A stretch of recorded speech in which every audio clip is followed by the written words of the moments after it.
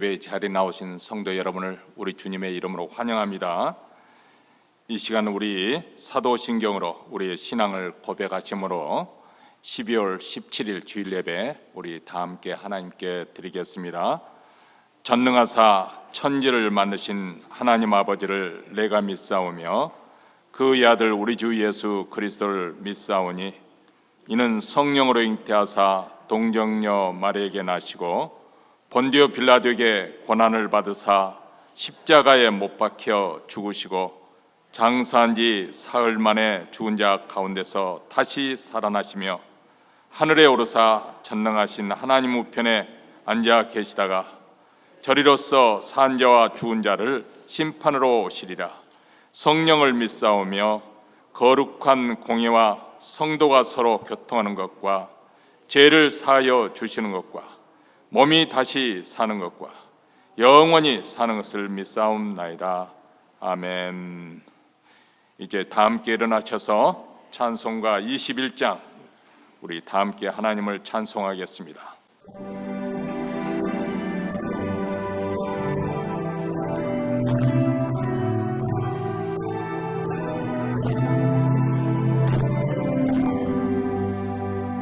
다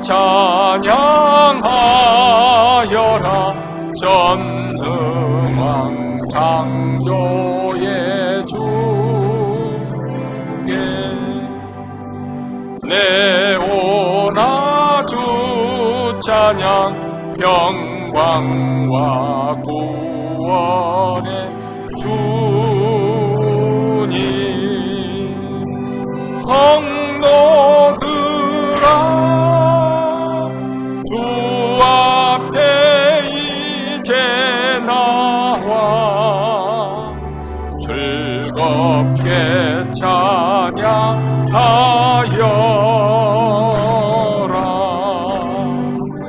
다 찬양하여라 놀라운 만유의 주께 포근한 날개미를 뿜어주시는 주님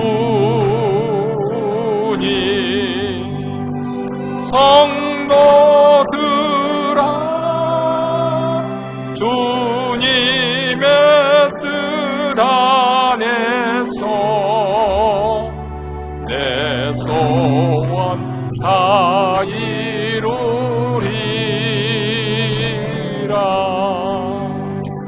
다 찬양하여라 온몸과 마음을 바쳐 이 세상 만물이 주 앞에 다 나와 찬양 성도들아 기쁘게 소리 높여 영원히 찬양하여라.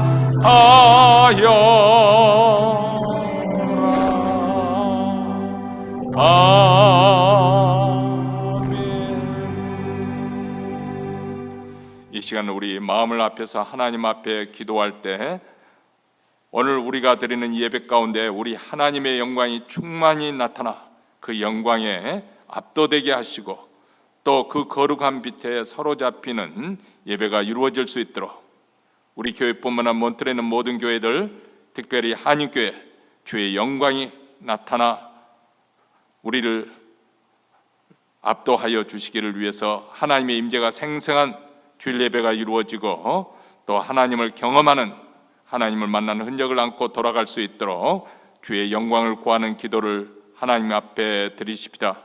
두 번째로는 이제 오늘 또 예배 후에 재직회와 공동회로 함께 모이는데 2023년 또 한 해를 결산하고 2024년 새해를 또 준비하는 그러한 시간입니다. 하나님 올 한 해 동안 하나님께서 우리 교회에 베푸신 은혜 또 우리 가정에 베푸신 은혜 감사하면서 또 잘 결산이 이루어지게 하시사 새해를 잘 맞이할 수 있도록, 그래서 이를 통해서 새해는 더욱더 복음이 탄력을 받고 힘있게 몬트레 지역이 편만하게 전파될 수 있도록 위해서 기도하십시다. 세 번째로는 우리 자신과 우리 가정에 간절히 소원하는 기도 제목 한 가지를 하나님께 우리의 소원을 아뢰면서, 또 우리 가운데 있는 여러 아픈 성도들, 공경 가운데 있는 성도들, 상한 마음 가운데 있는 성도들, 우리 하나님 치유하시고 회복시켜 주시는 은혜, 하나님의 만져주시는 은혜가 충만하게 임할 수 있도록 이러한 기도 제목을 가지고 이 시간 다 함께 통성으로 하나님 앞에 기도하겠습니다. 자비로우시고 은혜로우신 하나님 아버지, 오늘 또 복된 주일을 맞이하여 그리스도의 피를 힘입어 하나님의 백성들 한 자리에 불러 모아주시니 감사드립니다. 오늘 또 하나님의 영광을 선포하며 하나님의 거룩하신 이름을 부를 때 하나님의 영광이 충만하게 우리 가운데 나타나여 우리를 압도하여 주시옵기를 원합니다. 하나님의 거룩한 빛에 사로잡히게 하여 주시옵기를 원합니다. 하나님의 임재가 생생하게 느껴지는 주일 예배가 될 수 있도록 주여 우리를 긍휼히 여기시고 돌아봐 주시옵소서. 우리 교회뿐 몬트레는 모든 교회들, 특별히 한인교회 주의 영광이 충만하게 나타나는 예배가 이루어질수록 주여 도와주시옵기를 원하오니 주여 주의 영광의 빛을 우리에게 비추어 주시옵소서. 하나님 아버지, 이제 예배 후에 우리가 재직교와 공동회로 한 해 2023년을 아버지 결산하고 새해를 준비하고자 합니다. 올 한 해 동안 우리 하나님께서 신실하게 우리를 돌봐주시는 은혜에 감사합니다. 우리 가정적으로 직장에서 아버지는 여러 가지 은혜를 베풀어 주신 것도 감사하고, 우리의 신앙생활, 교회생활 가운데서 신실하신 우리 하나님의 도를 돌봐주심으로 아버지 하나님 우리가 하나님의 은혜 속에 형통할 수가 있었음을 감사하며 찬양을 돌려드려오며 한 해를 잘 결산하여 새해를 아버지 하나님 뜻깊게 맞이할 수 있도록 우리 하나님 도와주시고, 이를 통해서 교회가 더욱더 탄력을 받아 힘있게 새해는 복음의 역사를 더욱더 충만하게 이끌고 갈 수 있도록 주여 축복하여 주시옵기를 간절히 원합니다. 이 시간 아버지 사랑하는 성도들 가정마다 기도 제목을 가지고 하나님 앞에 나왔습니다. 하나님께서 돌아봐 주시옵소서. 자녀들을 위해서 또 직장과 사업터와 아버지 우리 장래 소원하는 바를 하나님께 아뢰 때 우리 하나님 은혜 가운데 붙잡아 주시고 응하여 주시옵기를 간절히 원하고 기도합니다. 특별히 상을 만난 가정들, 병상에 누워있는 여러 아픈 성도들, 우리 하나님 아버지 주께서 긍휼과 자비를 베풀어 주시옵소서. 육체의 질병을 고침받게 하여 주시고 마음이 상한 자를 주께서 치유하시고 싸매서 주시옵기를 원합니다. 우리 하나님의 치유하심과 회복케 하시는 은혜가 충만하게 이 시간에 나타나 아버지 하나님께 영광 돌려드리는 주일 예배가 이루어지도록 우리 하나님 이 예배 가운데 우리를 만나 주시옵시고 영광을 나타내 보여주시옵기를 간절히 원하고 기도하옵나이다. 하늘에 계신 우리 아버지여, 이름이 거룩히 여김을 받으시오며 나라의 임하옵시며 뜻이 하늘에서 이룬 것 같이 땅에서도 이루어지이다. 오늘날 우리에게 일용할 양식을 주옵시고 우리가 우리에게 죄진 자를 사하여 준 것 같이 우리 죄를 사하여 주옵시고 우리를 시험에 들게 하지 마옵시고 다만 악에서 구하옵소서. 대개 나라와 권세와 영광이 아버지께 영원히 싸움나이다. 아멘. 몇 가지 교회 소식 알려드리도록 하겠습니다. 오늘 2부 예배, 주일 예배 끝난 다음에 이 자리 본당에서 2023년 24년도 예결산을 위한 재직회 및 공동회를 함께 갖도록 하겠습니다. 우리가 별도로 공동회를 갖지 않기로 이미 지난 공동회 때 결의한 바대로 그렇게 하겠습니다. 그래서 재직이 아니신 분들도 또 한 해 동안 우리 교회가 어떻게 살림을 했는지 또 이렇게 눈여겨볼 수 있는 그런 시간이 되고 또 함께 사역에 동참할 수 있는 기회가 될 줄로 믿습니다. 그래서 재직회와 공동회로 함께 모인다는 것 여러분에게 알려드립니다. 그리고 다음 주일 예배는 우리가 주일 예배로 24일 이렇게 주일이 예배로 드리게 되는데 성탄 축하 예배입니다. 그래서 올해는 우리가 영어부와 함께 연합으로 이렇게 함께 성탄 축하 예배를 드리도록 하겠고, 또 예배 후에는 우리 다 같이 성탄 축하 교회에서 준비한 만찬을 같이 나누면서 즐거운 교제 또 즐거운 크리스마스 행사를 그렇게 하도록 하겠습니다. 최근에 저희 교회 또 여러 가정에서 상을 만난 가정들이 있습니다. 저도 이제 잘 장례식을 치르고 돌아왔습니다만, 우리 이재희 집사님 또 사랑하는 어머니를 먼저 소천한 이렇게 세상을 떠나는 그런 슬픈 일을 만나셨고 그렇게 하셨는데, 또 몇몇 가정, 상을 만난 가정을 위해서 또 기도하시면서 위로해 주시면 감사하겠습니다. 이제 하나님 말씀 보겠습니다. 하나님 말씀은 시편 124편 1절로부터 8절 말씀, 우리 다 같이 한 목소리 읽겠습니다. 이스라엘은 이제 말하기를 여호와께서 우리 편에 계시지 아니하시고 사람들이 우리를 치러 일어날 때 여호와께서 우리 편에 계시지 아니하셨다면 그때 저희의 노가 우리를 대하여 맹렬하여 우리를 산채로 삼켰을 것이며 그때 물이 우리를 엄몰하며 시내가 우리 영혼을 잠갔을 것이며 그때 넘치는 물이 우리 영혼을 잠갔을 것이라 할 것이로다. 우리를 저희 이에 주어 씹히지 않게 하신 여호와를 찬송할지로다. 우리의 혼이 새가 사냥꾼의 올무에서 벗어남같이 되었나니 올무가 끊어짐으로 우리가 벗어났도다. 우리의 도움은 천지를 지으신 여호와의 이름에 있도다. 아멘. 사람들이 우리 인생 사는 모습을 광야에 비유하는 까닭은 이 광야라는 곳이 워낙 위험한 곳이기도 하지만은 불확실성, 어떤 일이 벌어질지 예측하기 어려운 그런 상황에 있기 때문에 비유하는 것이 아닌가 싶습니다.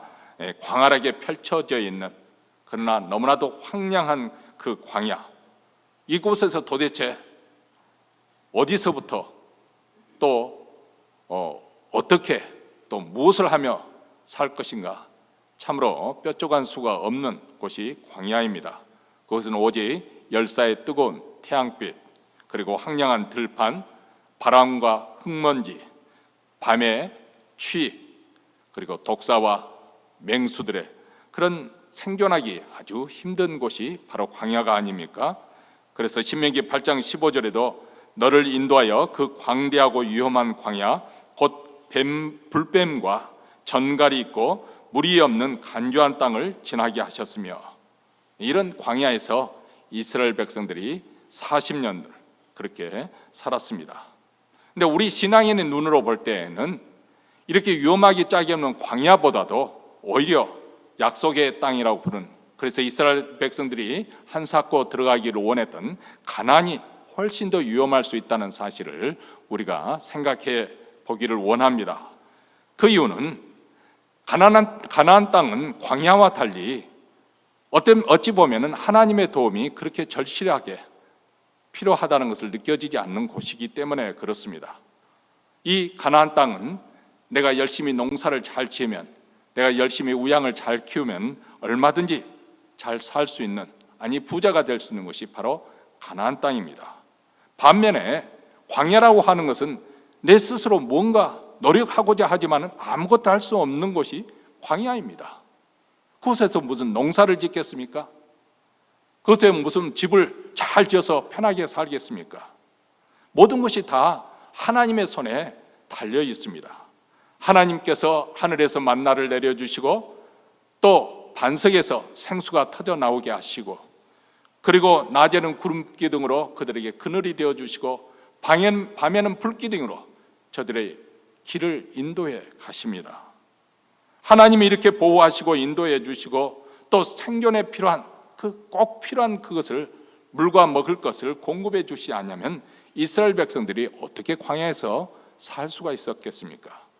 그래서 광야에서 이스라엘 백성들은 하나님을 의지할 수밖에 없었고 또 하나님의 인도함을 받으면서 살아갈 수밖에 없습니다. 자, 반면에 가나안 땅에 들어가게 되면 가나안 그곳은 그나마도 그래도 그것은 농사 지을 수 있는 땅이 아닙니까? 내가 노력하기만 한다면 좋은 집과 또 많은 재산을 일구어서 편히 잘 살 수 있는 곳입니다. 여러분, 이 가나안 땅이라고 하는 것은 소위 말하면 요즘 우리가 지금 살고 있는 이 세상과 아주 흡사하지 않습니까? 세상 사람들이 다 그렇게 살고 있습니다.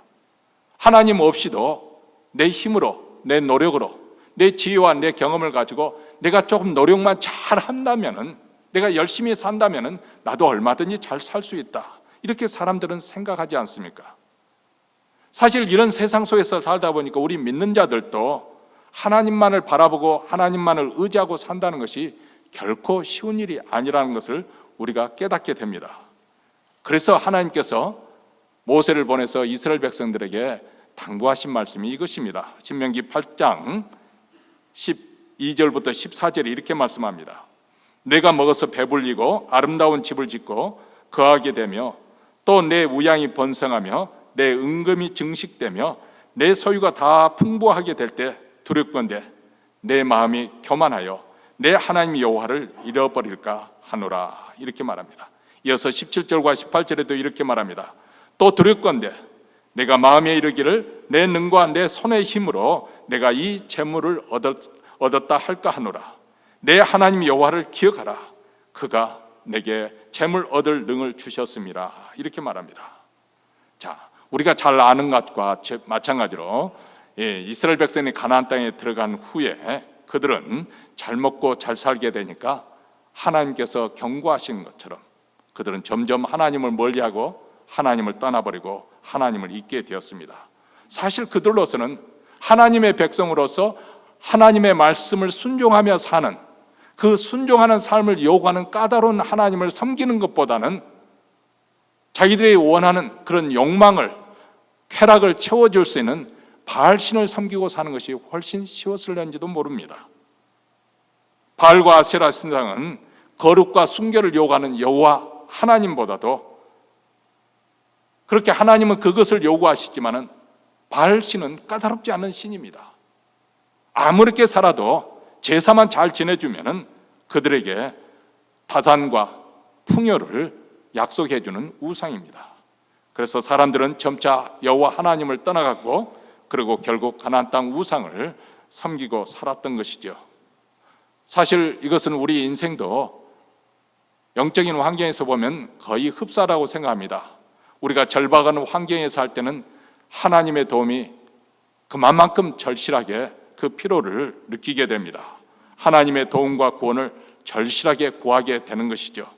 반면에 삶이 평탄하게 되면, 모든 일이 순조롭고 문제가 없게 되면 점차 하나님의 도움이 그렇게 절실하게 느껴지지 않습니다. 아니, 우리가 누리고 살고 있는 것을 어떤 의미에서 보면 다 당연하게 생각하고 내가 노력했기 때문에 이 정도 사는 것이 아닌가, 그런 생각을 하게 되는 것이죠. 여기에 우리 믿는 자들의 위기가 찾아오는 것입니다. 여러분, 우리 믿는 자들의 찾아오는 위기는 예부로부터, 예를 들어서 예수를 믿는 것으로 해서 박해를 받는다든지 핍박을 받는다는 그런 위험도 있겠지만은, 그러나 실상은 우리 안에서부터 더 이상 우리가 하나님을 절실하게 원하지 않는, 여기서부터 우리의 위기는, 더 큰 위기는 맞이하게 된다고 생각합니다. 여러분, 생각해 보시기 바랍니다.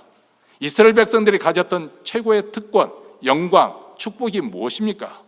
그들이 가나안 땅을 차지하게 되어서 그곳에서 좋은 집에 살고 과실이 풍성하면 가수원을 소유하게 되고 많은 가축을 기르고 있는 것, 이것이 그들의 자랑거리일까요?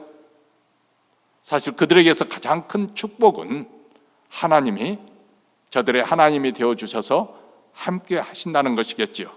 그래서 모든 환난에서 저들을 지켜 보호해 주시는 것이죠. 그래서 적군이 설령 쳐들어온다 하더라도 그들 앞에서 패배하여서 일곱 길로 도망가는 하나님이 저들의 편이 되어주시기 때문에 이것이 이스라엘 백성들이 누릴 수 있는 진정한 큰 행복이 아니겠습니까? 그렇다면 이스라엘 백성들이 맞이하는 가장 큰 위기는 또한 하나님께서 더 이상 그들과 함께하지 않을 때, 그래서 그들이 적군 앞에서 패배하여서 한 길로 쳐들어갔다가 일곱 길로 도망치는 그런 상황이 되어지고 필리경은 그들이 알지 못하는 땅으로 끌려가게 되는 것, 이것이 그들에게 찾아오는 가장 영적 큰 위기일 것입니다. 여러분, 올해 우리는 하나님의 돌보심 속에서 평안한 나날을 보내왔습니다. 물론 우리 회중 가운데서, 교우들 가운데서는 어려운 일도 많이 겪으신 분도 많이 있습니다만은, 그러나 영적으로 볼 때는 사실 우리 모두 다 매우 위험한 그런 환경과 그런 상황에 놓여 있었던 것만은 분명합니다. 그런 위기는 무엇은 어떤 위기인가? 우리 모두 다 예수를 본받아서 제자의 길에서 벗어날 수 있는, 탈선할 수 있는 그런 위험성이 항상 상존해 있는 그런 위험입니다. 과연 2023년 한 해 동안 우리가 어떤 길을 걸어왔는지 우리 자신 스스로를 성찰해 보시기 바랍니다. 광야에서 사는 것처럼 전적으로 하나님을 의지하고 하나님의 도우심을 받고 하나님의 인도하심 속에 살아오는 것인 것이니, 아니면 내가 가나안 땅에 들어왔기 때문에 더 이상 하나님의 도움이 없어도 내가 노력만 하면, 내가 조금 수고만 하면 잘 먹고 잘 살게 되었다고 생각하여서 혹시라도 하나님을 떠나 살아온 그런 2023년이 아닌지 한번 우리 자신을 한번 살펴보시기 바랍니다.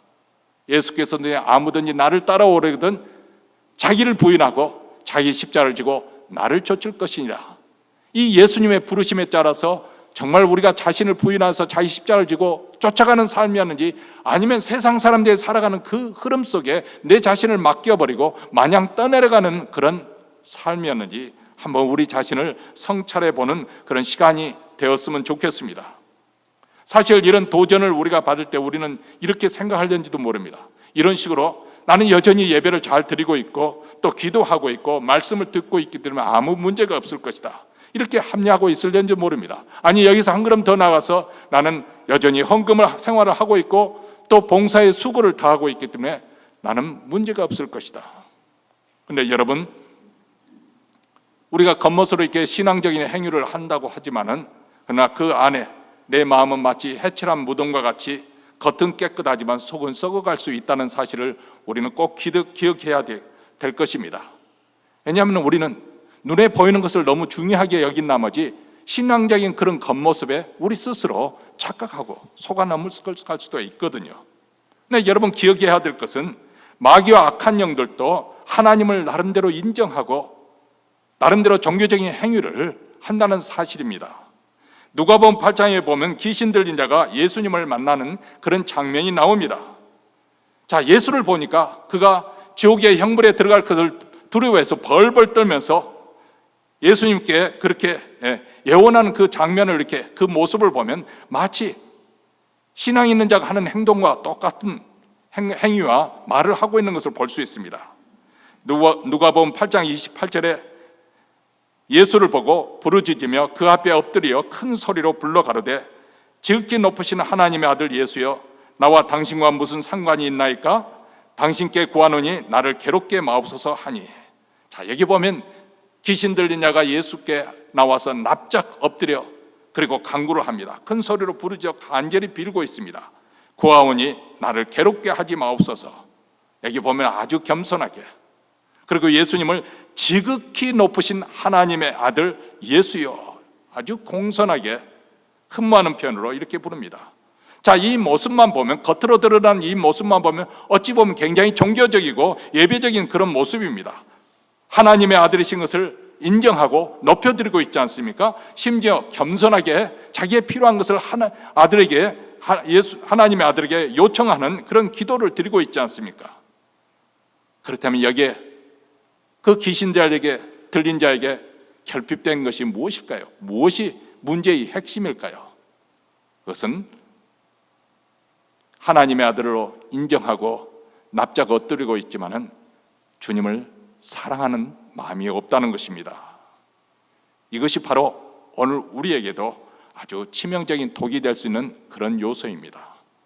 겉으로는 경건의 모양을 다 갖추고 있지만은 실상 우리의 마음은 하나님을 사랑하지 않게 되는 것, 우리의 마음이 식어서 하나님보다도 세상을 더 사랑하고 있는 것, 이것이 우리가 맞이할 수 있는 가장 위험한, 우리 자신을 가장 위험한 자리에 놓는 것이게 될 것입니다.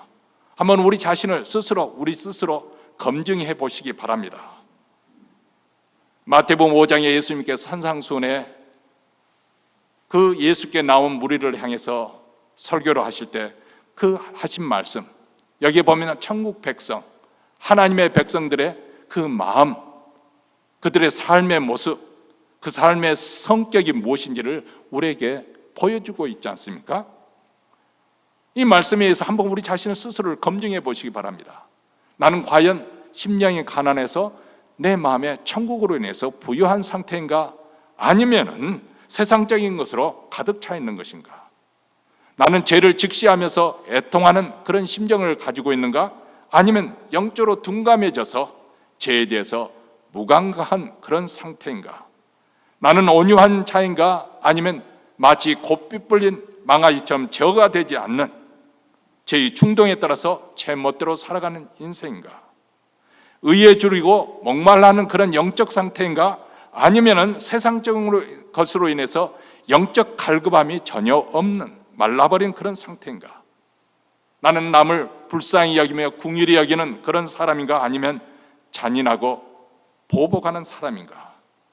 마음이 청결해서 하나님을 경험하는 사람인가? 아니면 마음이 더러워져서 더 이상 하나님의 임재가 느껴지지 않는, 예배를 드려도 하나님이 멀리 있는 것처럼 흐릿한 그런 희미하게 느껴지는 그런 상태인가? 나는 하나님의 자녀답게 어느 곳에 가서든지 화평을 도모하는 사람인가? 아니면 사람들 사이에 불화와 다툼을 조성하는 사람인가? 나는 의를 위해서 기꺼이 핍박을 감당하고 내가 손해보는 것을 감수하는 그런 자인가? 아니면 핍박을 모면하고자 주를 부인한 자인가? 어떻습니까? 우리는 이런 관점에서 생각하면 매일 우리가 하나님의 자녀됨을 확증하는 시험대에 올라서 있다고 그렇게 보아집니다. 아주 지극히 위험한 자리에 있죠.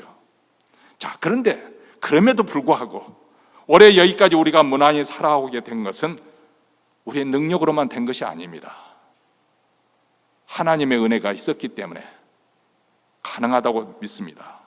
하나님이 우리와 함께 하시고 눈동자같이 지켜 보호해 주셨기 때문에, 아니 하나님께서 우리 편이 되어주셔서 모든 위태한 길에서 우리를 막아주시고 건져주셨기 때문에, 자, 이것을 우리가 깨닫게 될 때 우리 한 해를 돌아보면서 우리는 감사할 것이 넘치게 되는 것이죠. 하나님 은혜에 감사할 수 있는 마음이 바로 이러한 현실에 눈을 뜨게 될 때 아니겠습니까?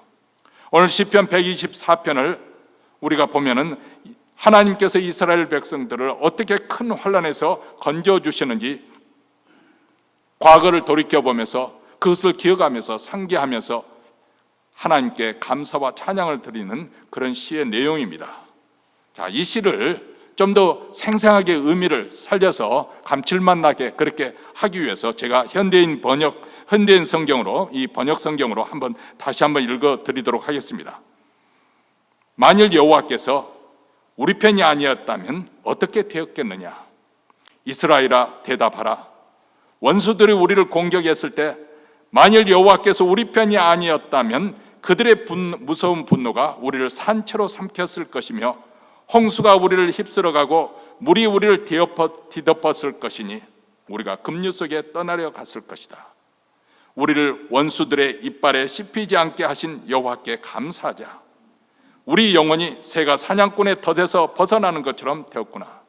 덫이 끊어짐으로 우리가 벗어났으니 우리의 도움이 천지를 지으신 여호와에게서 오는구나. 자, 오늘 말씀에 보면 가정법을 통한 수사 의문으로 시작됩니다. 만일 여호와께서 우리 편이 되지 아니하셨다면 어떻게 되었겠는가? 이렇게 표현을 하고 있습니다. 이것을 1절과 2절에서 두 번 반복하면서 과거에 그들이 만났던 그 위기를 다시 한번 상기시켜 주고 있는 것이죠. 만약 그 당시 그런 큰 위기를 만났을 때 하나님이 우리 편이지 않았더라면 우리가 어땠을까? 한번 생각해 보라는 거예요. 그 위기 때 사람들이 우리를 치러 일어났을 때, 예부로부터 공격이 가해졌을 때, 도저히 우리가 그들을 감당할 수 없는 그런 상황에 빠졌을 때, 여러분, 우리가 과거 이스라엘 역사를 구약 성경을 통해서 더듬어 보면은 그 이스라엘 백성들이 주변 국가와 민족들로부터 많은 침략을 당했습니다. 마치 대한민국 한반도의 그 위치, 지정학적인 위치와 똑같죠. 중국이 분열되었다가 통일이 되면 그 다음에는 꼭 한반도로 이렇게 치러 내려옵니다. 수나라가 그러고 당나라가 그러고 이렇게 여러 그 중국에 일어났던 그 왕조들이 그렇게 치러 왔죠. 그래서 또 동쪽에 있는 일본도 마찬가지예요. 자기들이 분열하게 치고받고 싸울 때는 한반도에 전혀 관심이 없다가 어떻게 해서 통일이 이루어지면은, 그러면 그 자체 가지고 있는 그 무력의 힘을 이제 예부로 돌려서 더 이상 자기들끼리 싸우지 않도록 예부로 돌리기 위해서 한반도로 침입해 들어오는, 이스라엘의 위치가 딱 그런 상황입니다. 그때마다 하나님이 도와주셔서 그들은 그 위기를 모면할 수 있었고 승리할 수 있었습니다. 그래서 시인은 하나님이 없었다면 어떠했을까 이렇게 질문을 던지고 있지만 실상은 하나님이 우리 편이 되어주셨기 때문에 우리가 망하지 않고 승리할 수 있었다, 이 점을 지금 부각시켜주고 있는 것이죠. 그런데 그 위기를 만났을 때 그 위기가 아주 격렬했다는 거예요. 그래서 3절과 6절에서 보여듯이 어떤 일이 있었는가 이렇게 표현을 하고 있습니다. 그들의 노염이 우리를 산채로 삼켰을 것이다. 자, 여기에서 주는 이미지는 마치 야수, 맹수에게 산채로 물어 뜯겨 죽는 그런 장면을 연상케 하는 그런 이미지입니다. 그리고 난 물이 엄몰하며 시내가 우리 영혼을 잠갔다, 이런 것은 홍수에 휩쓸려서 빠져 죽었을 그런 이미지를 또 보여주고 있죠. 다시 말하면 이스라엘이 죽을 수밖에 없는, 망할 수밖에 없는 그런 상황에 던져졌는데 도저히 자력의 힘으로는 이 죽음의 그 위협을 벗어날 길이 없었다, 그 말입니다. 그런데 그 죽음의 고통과 강도가 더 세지고 있죠. 3절에 보면은 원수가 맹수로, 야수로 표현이 되었는데 6절에서는 무서운 이빨로 씹힘을 당하는 것으로 그렇게 표현을 하고 있습니다. 단순하게 그냥 삼킴을 당하는 그런 이미지에서 이제는 지속적으로 씹히는 그런 고통을 당하고 있는 그런 모습으로 부각시켜주고 있죠. 사실 바로 이스라엘 백성이 실제로 당하는 그 경험을 그대로 표현하고 있는 거죠. 아주 처절한 아픔과 지속적으로 고통을 당하고 있는 그런 상황입니다. 자, 그런 고통, 그런 아픔이 어떻게 해서 사라지게 되었을까요? 7절 말씀입니다. 우리 한 목소리 읽습니다. 우리의 영혼이 사냥꾼의 올무에서 벗어난 새같이 되었나니 올무가 끊어짐으로 우리가 벗어났도다. 자, 여기 보면 여기에 사냥꾼은 활과 창이나 칼이나 그것으로 새와 짐승을 잡는 것이 아니라 올무와 덫을 낳는 그런 사냥꾼입니다. 그런데 이 덫이나 올무에 걸리면은 사실 그 날짐승은 자신의 힘으로는 도저히 탈출하기가 불가능한 상황이 되어버리죠. 허술하게 설치됐다면 몰랐지만은 일단 그 올무에 덫에 걸치되면 더더구나 새인 경우는 불가능합니다. 그런데 여기에 보니까 올무가 끊어졌다, 이것은 자기 힘으로 되어진 것이 아니라 예부로부터 어떤 도움이 있었다, 이것을 전제로 하고 있습니다. 누군가가 끊어주었다는 것입니다. 이 올무가 끊어졌다는 것을 8절에서 하나님과 연결시키고 있죠. 우리의 도움은 천지를 지으신 여호와의 이름에 있도다. 여러분, 구약 성경에 보면 바로 하나님께서 극적인 계획과 도움으로 이스라엘이 도움을 받는 그런 스토리가 많이 등장을 합니다. 가령 예를 들어서 출애굽기에서 보면 모세가 이스라엘 백성들을 이끌고 출애굽했을 때 어떤 일이 있었습니까? 뒤에는 애굽 군대가 막 죽이게 옵니다. 그런데 홍해가 앞에 가로막혀서 탈출할 길이 보이지는 않습니다. 그런데 하나님께서 동풍을 보내서 바다를 갈라지게 하시고, 그래서 이스라엘 백성들이 마른 땅같이 그 홍해를 건너가지 않습니까? 그리고 그 뒤에는 급하게 죽이고 있는 애굽 군대가 바다 한가운데 뛰어들 때 물이 합쳐짐으로 그들이 그만 수장되어 죽고 맙니다. 여리고 성은 어떻게 무너졌습니까? 여호수아가 그 이스라엘 민족이 가나안 땅에 들어갔을 때 첫 번째 난공불락의 그 여리고 성을 어떻게 함락시켰나요? 하나님께서 그 여리고 성이 무너지게 해서 함락시키고, 그 다음 가나안 7부족과 전쟁을 계속할 때 저들의 연합군을 어떻게 물리칠 수 있었나요? 하나님의 도우심으로 그들이 승리할 수가 있었습니다. 여러분, 우리는 계속해서 사사기서 사무엘서를 계속 이스라엘 역사를 보면 하나님께서 어떻게 그들의 역사에 개입하시고 간섭하시고 위기 때 어떻게 그들을 구출해 주셨는지 그 스토리로 가득 차 있는 것을 발견하게 됩니다. 그래서 히브리서 기자는 히브리서 11장 32절에서 이렇게 말합니다. 내가 무슨 말을 더하리요? 기드원, 바락, 삼손, 입다와 다윗과 사무엘과 및 선지자들이 이를 말하려면 내게 시간이 부족하리로다. 이 모든 예를 다 말하고자 하면 말할 시간이 부족하다. 그래서 저는 이 시간에 에스더서에서 나오는 스토리를 잠깐 여러분과 함께 나누고자 합니다. 하나님께서 자신의 언약 백성들을 어떻게 무서운 환난 속에서 건져내어 극적인 반전을 통해서 그들을 구출해냈는지, 이스라엘 백성들이 가장 좋아하는 구약 성경책 중에 하나가 바로 에스더서라고 합니다. 자, 에스더서의 내용은 한마디로 에스더가 메대와 바사의 왕비가 되는 그런 상황을 배경으로 나오는데, 그 메대와 바사에 흩어졌던 유대인들이 그 당시 실권자인 하만의 그 계략에 의해서 몰살을 당할 수밖에 없는 그런 무서운 함정에 빠지고 말았습니다. 그것은 에스더의 사촌 오빠이자 보호자였던 모르드게가 그 실권자인 하만에게 무릎을 꿇어서 예의를 표하지 않았던 것으로 인해서, 이에 분노한 하만이 야, 모르드게만 죽인 것으로 내 성에 차지 않는다, 그 민족 전체를 내가 몰살시켜 버리겠다, 이런 무서운 그런 작정을 합니다.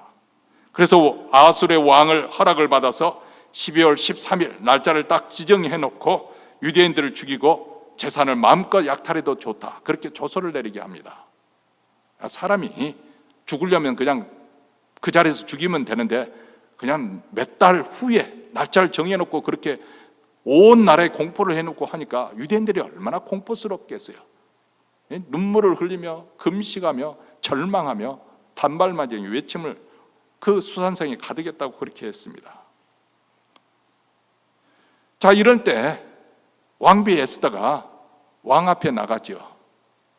3일 동안 금식 기도를 한 후에 왕 앞에 나갑니다. 그 당시 메대 법에 의하면은 심지어는 왕비일지언정 왕의 허락 없이는 함부로 왕 앞에 설 수가 없는 그것이 국법이었어요. 그런데 에스더가 3일 금식한 후에 수축해졌겠죠.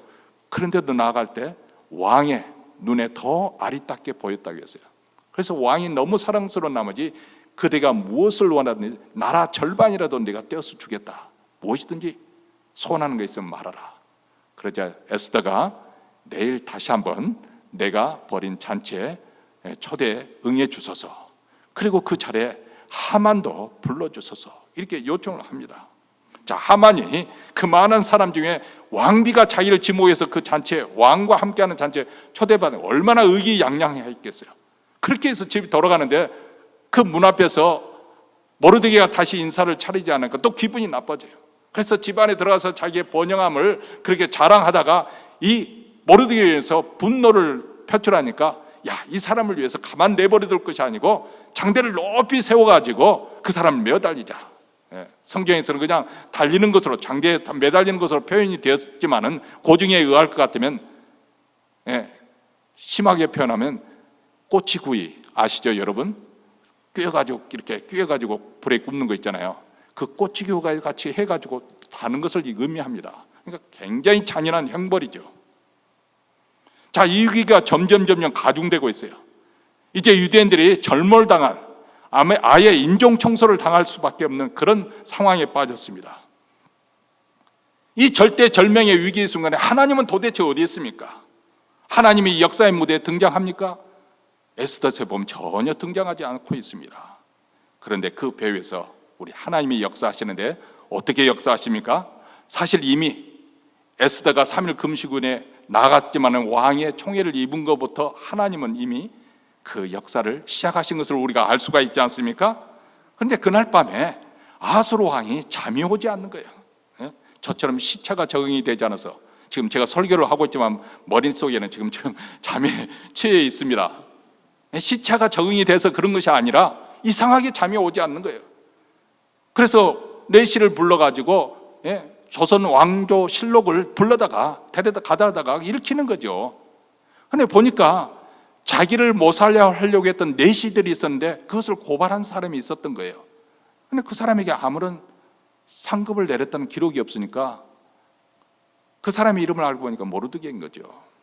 자, 그때 이제 이른 아침이 되었는데 하만이 또 왕 앞에 나와서 뜰 앞에 대기하고 있습니다.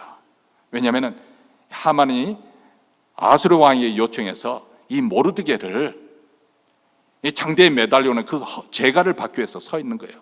그런데 그것을 왕은 알 리가 없는 거죠. 하만을 불러다가 왕이 존귀케 하고 싶어 하는 자를 어떻게 하면 좋겠느냐 하니까 하만이 자기를 두고 하는 말인 줄 알고 너무 신이 나가지고 그러면 왕이 타는 그 마차에다가 그 사람 왕복을 입히고 왕관을 씌워가지고 온 성내를 두면서 왕이 총리하는 신하를 붙여가지고 왕이 존귀케 하는 자는 이렇게 영화롭게 한다, 그렇게 선포하게 하소서.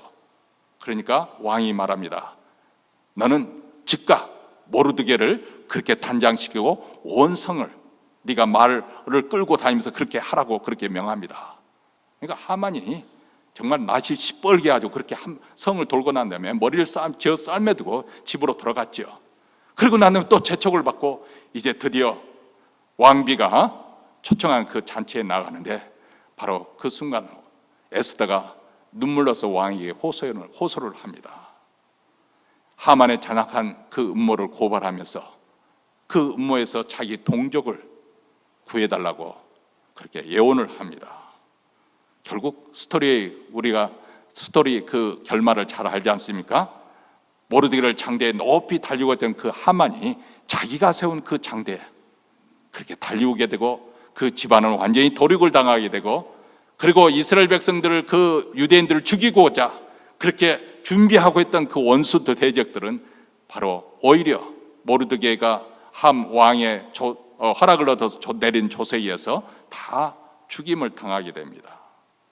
모르드게는 아주 심히 존귀한 자가 되고, 그리고 메대 백성들은 누구나 다 오히려 유대인들처럼 유대인과 같이 되는 것을 부러워하고 그렇게 되고자 했습니다.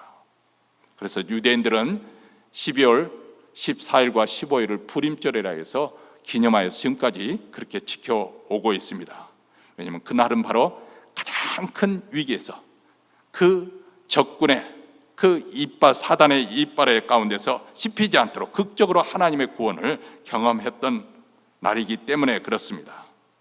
우리 하나님은 비록 역사의 무대에 등장하지 않은 것 같았지만은 언약의 백성들에게 늘 신실하십니다.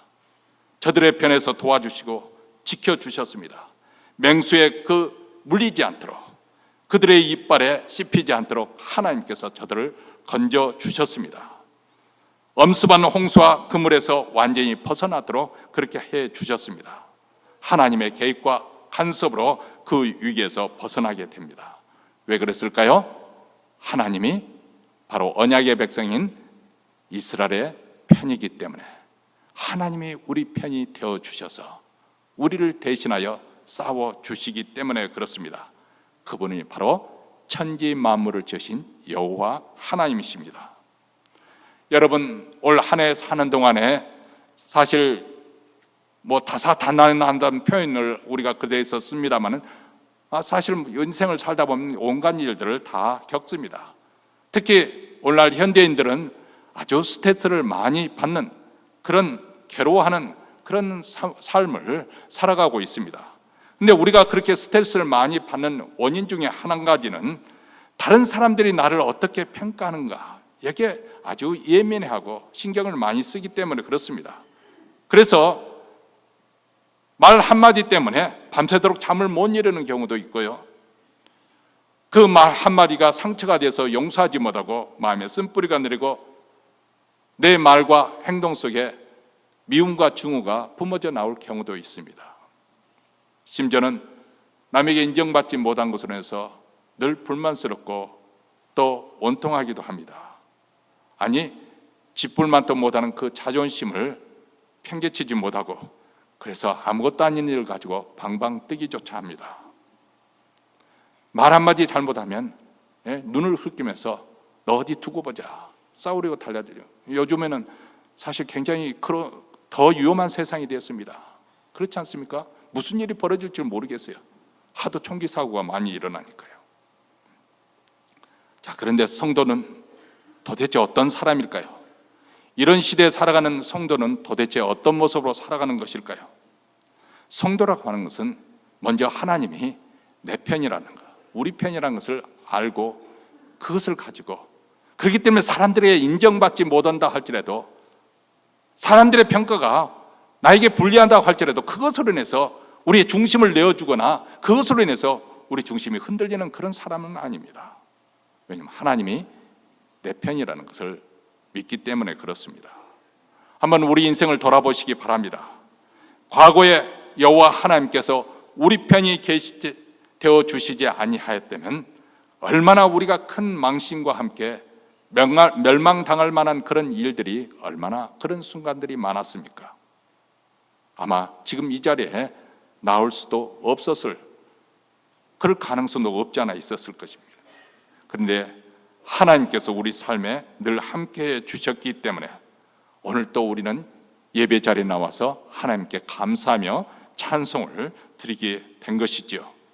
왜냐하면 우리 자신이 가분할 만한 은혜와 사랑을 받은 자라는 것을 알기 때문에 그렇습니다. 내가 누리고 있는 현재, 어떻게 보면 당연하다고 생각했던 그것이 결코 당연한 것이 아니라 하나님께서 눈동자같이 우리를 지켜주시고 보호해 주시기 때문에, 그리고 그런 유태한 길에서 우리를 모면하게 해주시고 피할 길도 주시고 또 우리를 그런 위험에서 건져주시기 때문에, 이런 하나님의 은혜를 자각한다면 우리는 불평 대신에 감사하게 될 것이고, 그리고 원망 대신에 오히려 하나님께 찬송하는 자가 될 것입니다. 그러면서 하나님이 우리에게 베푸신 그 은혜에 감사하기 때문에 우리도 은혜를 베푸는 자로 살게 될 것입니다. 우리가 이런 복된 자리에 설 수 있는 것은, 이런 하나님의 자녀로서 살 수 있게 된 것은 내 능력으로, 내 노력으로 된 것입니까? 그렇지 않습니다. 우리의 연약함을 아시는 우리 하나님께서 하나님의 아들이신 예수 그리스도, 그 피로 세운 새 언약 때문에 우리 하나님께서는 우리에 대한 사랑을 결코 포기하지 않고 중단하지 않고 끝까지 영원토록 사랑하시는 것입니다. 이 새 언약이 있기 때문에 우리의 호흡이 마치는 그날까지 영원토록 하나님은 우리 편에 서실 것이고 우리를 도와주실 것입니다. 물론 우리를 사랑하기 때문에 우리가 잘못된 길로 가면 마치 부모가 자식이 잘못돼서 새초리를 들어서 훈육하는 것처럼 우리 하나님께서도 우리를 연단의 목적으로 그런 과정을 거칠 수는 있습니다. 그럼에도 불구하고 원수 대적들이 마치 삼킬처럼 달려들 때 그들을 우리를 그 이빨로 씹으려고 할 때 하나님께서 우리 편에 서서 원수 대적을 물리쳐 주실 것이고 우리를 보호하시고 지켜주실 것입니다. 이런 하나님의 은혜를 우리가 믿습니다. 그래서 이제 2023년 얼마 남지 않은 일이지만 이 하나님의 은혜로 우리의 삶 올 한 해를 잘 정리하고 새해를 맞이할 수 있게 되기를 바랍니다. 하나님 은혜 더 각성되어지고, 그렇기 때문에 이전보다 하나님을 더 뜨겁게 사랑하는 우리 모두가 되시길 주의 이름으로 축원합니다. 기도하겠습니다.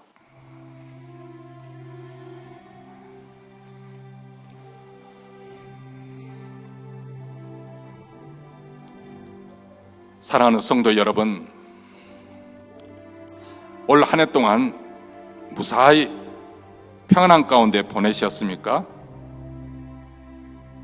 우리 교회 여러 교우들이 가정적으로 상을 만난 가정도 있고 질병으로 먼저 누워진 가정도 있을 것이고 경제적인 압박으로 고통받는 그런 교우들도 있을 텐데, 만약 나는 그런 모든 문제 없이 평안하게 보냈다고 한다면 당연하게 생각하지 마시고 하나님의 은혜 더 감사할 수 있는 성도가 되시기를 바랍니다. 한번 생각해 보십시오. 가정에서 여러분이 따뜻한 밥을 먹고 편안하게 쾌적한 환경에 살 수 있었다는 것은 그 누군가가 수고가 있었기 때문에 그렇게 된 거 아닙니까? 거저된 것이 아니지요. 교회가 은혜스럽게 한 해를 잘 보냈다고 한다면 거저된 것이 아니라 그 누군가의 수고와 희생이 있었기 때문에 가능한 것처럼, 우리가 올 한 해 동안 평안하게 은혜 가운데 살 수 있었다면 하나님의 도우심과 은혜로움이 있었기 때문에 가능한 줄 믿습니다. 자비로우시고 은혜로우신 하나님 아버지, 이제 2023년 한 해 며칠 남겨두지 아니하고 다시 한번 올 한 해 동안 우리 하나님의 은혜를 상기해 봅니다. 우리가 누리던 모든 것들이 우리 수고와 노력으로만 된 것이 아니라 하나님의 은혜였음을 고백합니다. 이전보다 더 이 하나님을 믿고 신뢰하며 사랑하는 마음을 주시옵기를 원합니다. 우리가 겉모습은 더 신앙적인 모습으로 갖췄을지 모르지만은, 그러나 우리의 마음이 하나님께 향하게 하시고 하나님께 초점을 두게 하시며 또 하나님을 이전보다 더 뜨겁게 사랑하는 성도가 되게 하여 주시옵소서. 이제 예배 순서대로 하나님 앞에 준비한 예물을 바쳐드립니다. 주님, 올 한 해 동안 이 교회를 은혜를 베풀어 주셔서 모든 사역이 가능하도록 풍성한 재원을 허락해 주신 하나님 은혜에 감사하고, 또 우리로 하여금 선교사님과 선교단체에 계속해서 후원할 수 있도록 우리 하나님께서 넘치도록 채워주심을 또한 감사합니다. 올해 하나님께서 채우신 은혜에 감사할 때 내년에 더욱더 감사의 조건이 많아지게 하여 주시고, 교회가 더욱더 복음의 역사로 부요해지도록, 더 충만해지도록 주께서 복을 내려 주시옵소서. 가정마다 한 해 동안 하나님 나라에 충성된 그 종들을 주님 수고를 기억하시고 그 가정에 복 위에 복을 더하여 주시옵기를 간절히 원하고, 우리 구주 예수 그리스도의 이름으로 기도하옵나이다. 아멘. 우리 다 함께 일어나셔서 찬송가 478장 결단하는 마음으로 부르시겠습니다.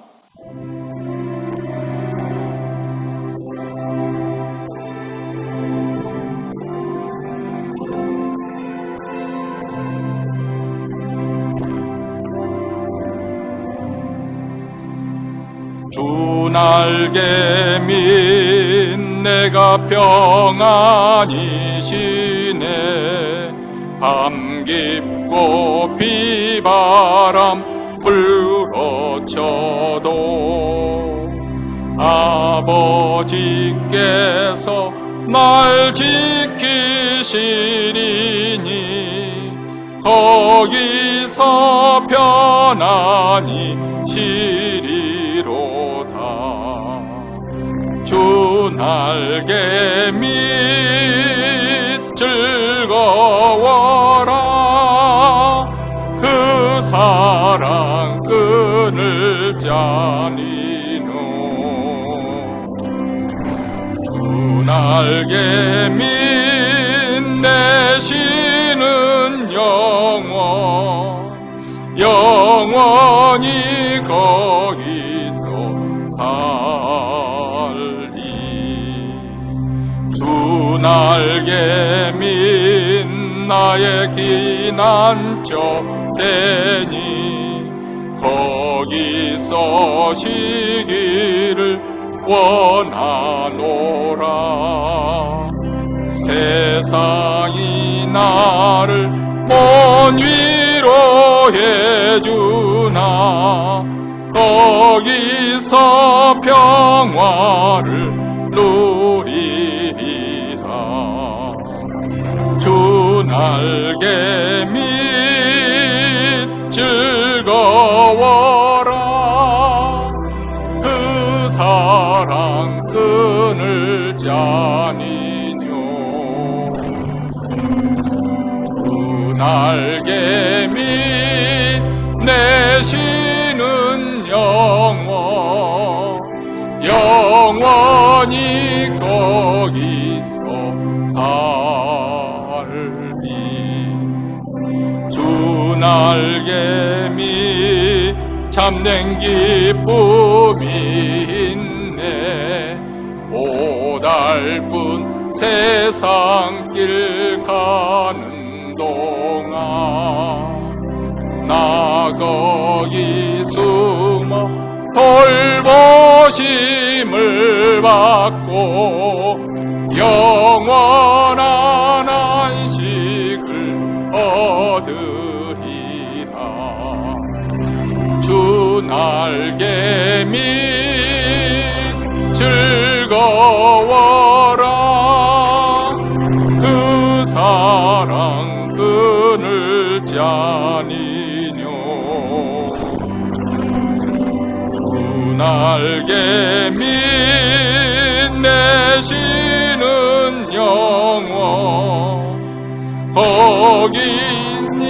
거기서 후렴 다시 부릅니다. 주 날개 밑 즐거워라. 그 사랑 끈을 짜니뇨.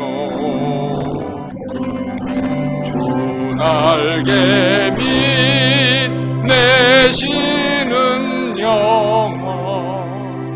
영원히 거기서 사니.